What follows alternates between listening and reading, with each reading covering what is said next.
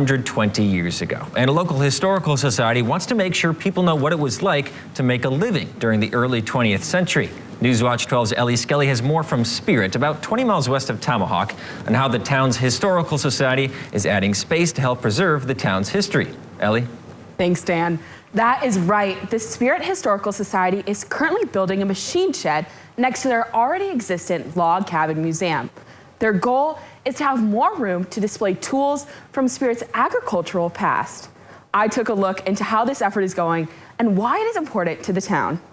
Johanna Holiday remembers the log cabin that sat on her grandfather's homestead as a place for her imagination to run wild. For me as a kid, it was the place where Grandpa took naps and brought strangers in to show them, antiques, and for us, it was just a place to play. Her grandfather founded the Spirit Historical Society, and for years, the log cabin full of artifacts sat on his family's homestead until the property was sold. I just remember being really sad when it left the homestead. The cabin moved around a few times until it ended up at its ultimate resting place off of Highway 86. And now, it's getting a friend. We'll be able to put more agriculture artifacts in there that we have put away. Dean Gilgy worked on the homestead as a teenager.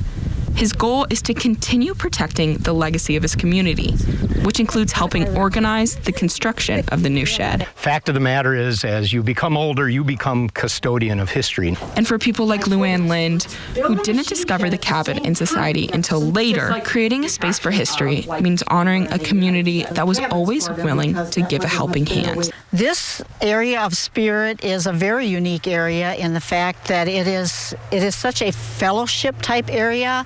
People helping people. While the shed is just one more patch to add to Spirit's unique quilt of history, it helps keep the spirit of Spirit alive.